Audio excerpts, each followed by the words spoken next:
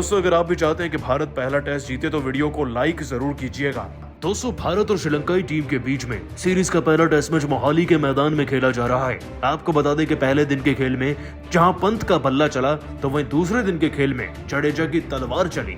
96 run बनाकर ऋषभ पंत पहले दिन के खेल में भारतीय क्रिकेट टीम को 357 तक पहुंचा गए थे, जिसमें रोहित शर्मा के 29 रन, मयंक अग्रवाल के 33 रन, हनुमा विहारी का 50 और विराट कोहली के 45 भी शामिल थे।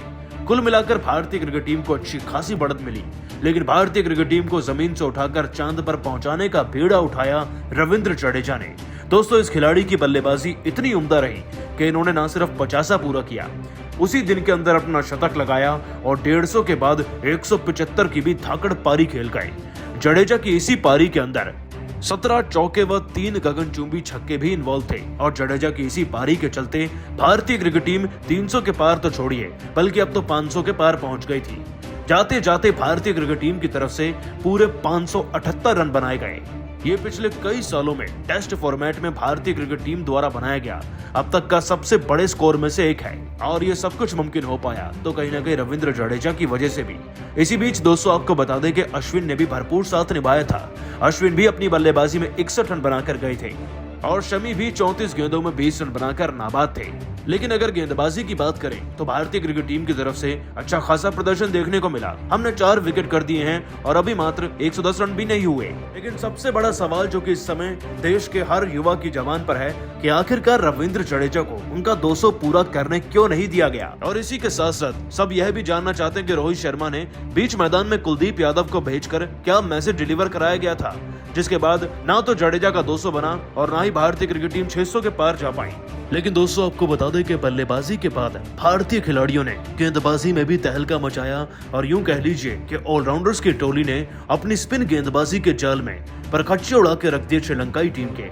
बल्लेबाजों ने तो भारत को 500 के पार पहुंचा ही दिया था, अब काम था गेंदबाजों का और गेंदबाजी में भी हमारे रविंद्र जडेजा का जादू चलता हुआ नजर आया। पारी के 19वें ओवर में ही सबसे पहला विकेट भारतीय क्रिकेट टीम को मिल चुका था।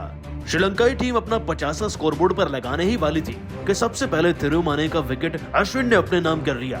लाइरू थिरुमाने अश्विन की गेंद पर एलबीडब्ल्यू आउट हुए और यहां से भारत को विकेट मिलने का सिलसिला भी शुरू हो गया। फिर पारी के 25वें ओवर में रविंद्र जडेजा ने सेट हुए कप्तान करुणा रत्ने का भी विकेट अपने नाम कर लिया। 28 रन पर खेल रहे करुणा रत्ने को रविंद्र जडेजा ने अपनी फिरकी गेंदबाजी के जाल में फंसाकर 25 रन पर ही एलबीडब्ल्यू आउट कर दिया था। लेकिन ये तो केवल 2 विकेट थे, आगे चलकर अश्विन के हाथों एक और सफलता लग गई।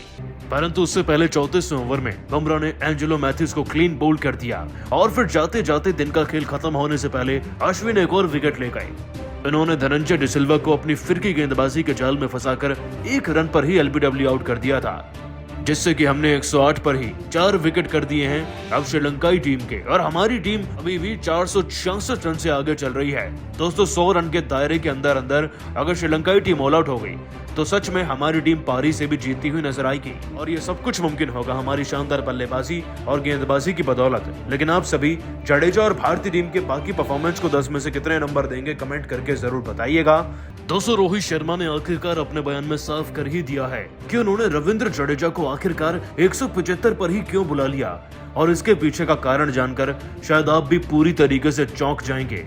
तो क्या थी वो वजह और रोहित ने क्या कहा ये तो आपको बताएंगे ही, लेकिन उससे पहले आप सभी को क्या लगता है, क्या जडेजा को 175 पर वापस बुलाने का फैसला सही था या गलत, नीचे कमेंट करके जरूर बताइएगा। दोस्तों इस समय पूरे देश ही नहीं बल्कि पूरी दुनिया में एक ही ऑलराउंडर का नाम गूंज रहा है। आपने बिल्कुल सही पहचाना, हम बात कर रहे हैं यहाँ पर रविंद्र जडेजा की। दोस्तों रविंद्र जडेजा ने तहलका मचाते हुए दूसरे दिन के खेल में न सिर्फ 50 पूरा किया, ना ही सिर्फ शतक पूरा किया और ना ही सिर्फ 150 रन लगाए, 175 रनों की धाकड़ पारी खेल गए हमारे रविंद्र जडेजा। दूसरे दिन के खेल की शुरुआत ही इनके शानदार 50 के साथ हुई थी। फिर अश्विन के साथ अपनी खूबसूरत पार्टनरशिप का फायदा उठाते हुए रविंद्र जडेजा ने अश्विन को विकेट बचाने के लिए कहा और वो भी 61 रन लगा गए इसी बीच। और इस बीच ही रविंद्र जडेजा ने अपने टेस्ट करियर का दूसरा शानदार शतक भी पूरा कर लिया, जिसके बाद पूरी दुनिया में उनकी जमकर तारीफ भी की गई। लेकिन दोस्तों केवल शतक तक ही रविंद्र जडेजा नहीं रुके, वो तो लगातार श्रीलंकाई गेंदबाजों की धुनाई करते चले गए और चौके और छक्कों की इसी बारिश से जडेजा फिर 150 के माइलस्टोन तक पहुंचे ही थे कि तभी मैदान में रोहित शर्मा ने एक चौंकाने वाली हरकत कर दी। दरअसल दोस्तों रोहित शर्मा ने जडेजा के 160 पर पहुंचते ही रोहित शर्मा ने मैदान में कुलदीप यादव को भिजवा दिया और कुलदीप यादव ने न जाने जडेजा को क्या कहा कि वो आक्रामक होकर बल्लेबाजी भी करने लगे। वो 175 पर पहुंचे ही थे कि फिर रोहित शर्मा ने एक चौंकाने वाला फैसला ले लिया। उन्होंने दोस्तों मुकाबले में पारी को डिक्लेयर कर दिया, जबकि जडेजा तो 175 रन पर नाबाद खेल रहे थे, दोहरे शतक से और इकलौता इतिहास रचने से मात्र 25 रन की दूरी पर थे। तो आखिरकार ऐसी भी क्या जरूरत आन पड़ी थी कि रोहित शर्मा को इतना बड़ा फैसला लेना पड़ा। और दोस्तों आपको बता दें कि जडेजा की पारी की तारीफ करते हुए अब खुद भारत के कप्तान रोहित शर्मा ने इस बात का खुलासा कर दिया है कि आखिरकार वो क्या वजह रही जिसके चलते अब रविंद्र जडेजा को ना तो दोहरा शतक बनाने दिया गया बल्कि पारी को अचानक से डिक्लेयर करना पड़ा।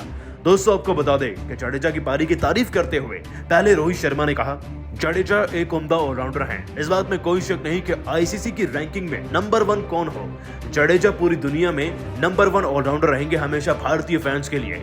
मैं खुद उनका फैन हूं और ये सब आज हमने देखा ही। जिस हिसाब से वो मैदान में आए, अपने आप को सेट किया, 50 लगाने के बाद 150 तक का सफर तय किया और फिर 175 रनों की ताबड़तोड़ पारी खेल डाली, जिससे भारतीय क्रिकेट टीम को अपार मदद मिली है। वाकई में ऐसे ऑलराउंडर किसी भी देश को कोई भी टूर्नामेंट जिताने का दम रखते हैं।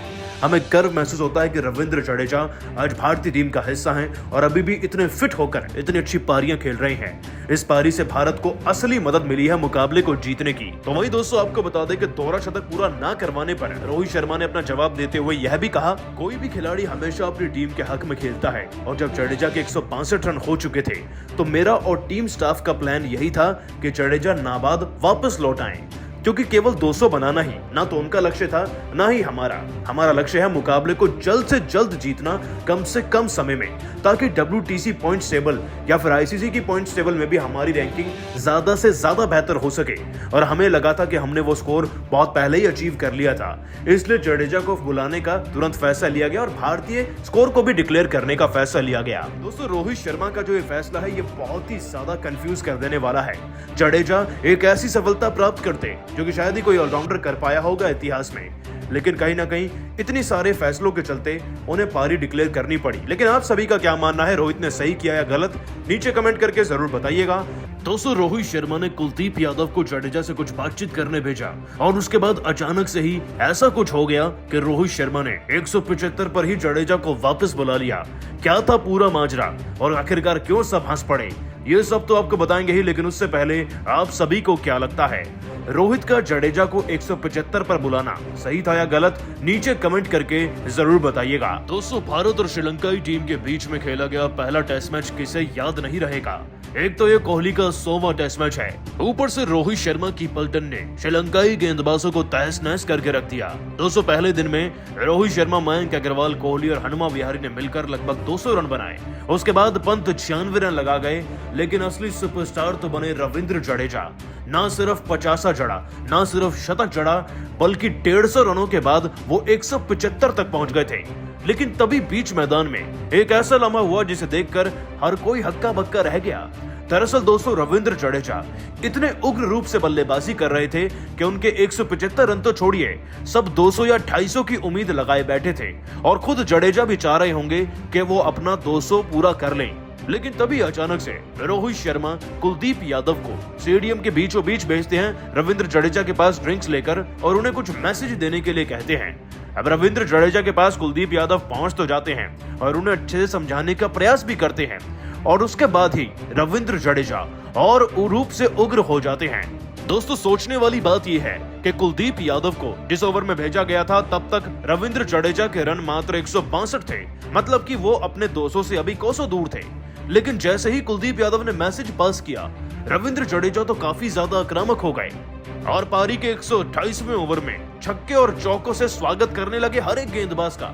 इसे देखकर रोहित शर्मा काफी ज्यादा भड़क गए और उन्होंने कुलदीप यादव को पास बुलाकर कहा, तुम कहकर क्या आए हो और मैंने तुम्हें कहा क्या था।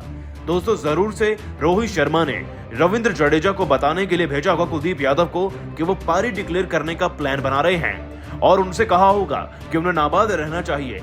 लेकिन रविंद्र जडेजा काफी तूफानी रूप से बल्लेबाजी करने लगे, छक्के या चौके जड़ने लगे, जिसके बाद रोहित शर्मा ने द्रविड़ के साथ भी डिस्कशन किया और फिर कुलदीप यादव को देखकर वो हंस भी रहे थे, क्योंकि दोस्तों शायद कुलदीप यादव ढंग से रविंद्र जडेजा को समझा नहीं पाए थे कि रोहित शर्मा का मैसेज आखिरकार है तो है क्या। जिसके बाद रविंद्र जडेजा को लगा कि शायद जल्द से जल्द उन्हें 200 पूरा करने के लिए कहा गया है, जिसके चलते वो तूफानी बल्लेबाजी करने लगे। लेकिन रोहित अपने फैसले पर अटल हो गए और उन्होंने पारी को डिक्लेयर कर दिया